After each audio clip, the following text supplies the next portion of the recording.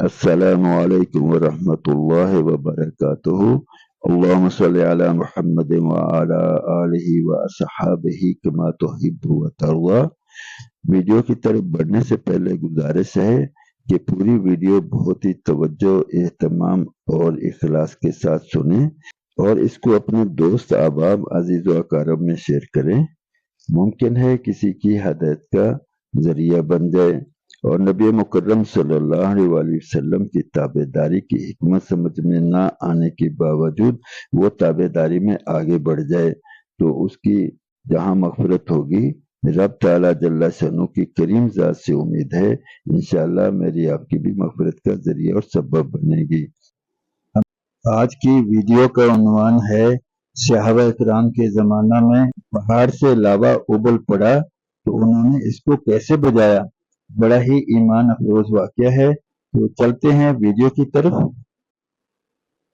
حضرت معاویہ بن حرمل رحمۃ اللہ علیہ کہتے ہیں، ایک مرتبہ مدینہ منورہ کے پتھریلے میدان حرا میں آگ نکلی تو حضرت عمر رضی اللہ عنہ حضرت تمیم رضی اللہ عنہ کے پاس گئے اور ان سے فرمایا کہ اٹھو اور اس آگ کا انتظام کرو۔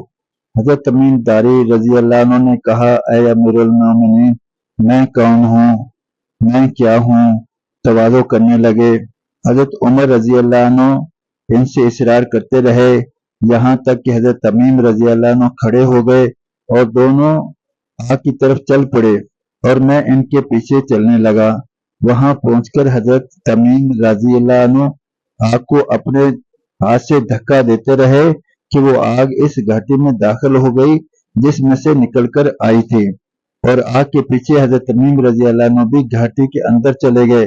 یہ دیکھ کر حضرت عمر رضی اللہ عنہ فرمانے لگے کہ جس نے یہ منظر نہیں دیکھا وہ دیکھنے والے کے برابر نہیں ہو سکتا، کیونکہ اسے دیکھ کر ایمان تازہ ہو گیا۔ سبحان اللہ، سبحان اللہ، کیسا عجیب واقعہ ہے۔ اس سے تو بالکل ابراہیم علیہ السلام کا واقعہ یاد آ گیا۔ جب ان کو آگ میں پھینکا گیا تو رب تعالیٰ جل شانہ نے کیسے ان کی حفاظت فرمائی۔ کیسا ہی ایمان افروز واقعہ ہے۔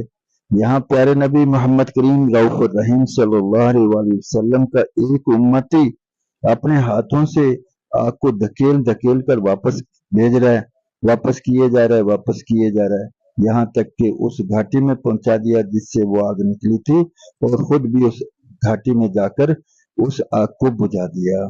اللہ اکبر، کیسا ہی عجیب اور ایمان افروز واقعہ ہے۔ رب تعالیٰ جل شانہ ایمان ہمارا سلامت رکھے، ہمارے ایمان میں اضافہ فرمائے۔ ایسے ایمان افروز واقعات اپنے دوست، احباب، رشتہ داروں، عزیز و اقارب میں شیئر کریں تاکہ ان کا ایمان بھی تازہ ہو اور رب تعالیٰ جل شانہ کی طرف ہمارا رجوع بڑھے۔ جن اعمال کی وجہ سے صحابہ کو یہ کامیابیاں ملی، ہم بھی ان اعمال کی طرف متوجہ ہو سکیں۔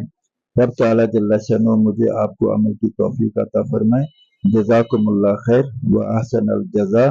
اگلی ویڈیو تک اللہ حافظ۔ السلام علیکم ورحمۃ اللہ وبرکاتہ۔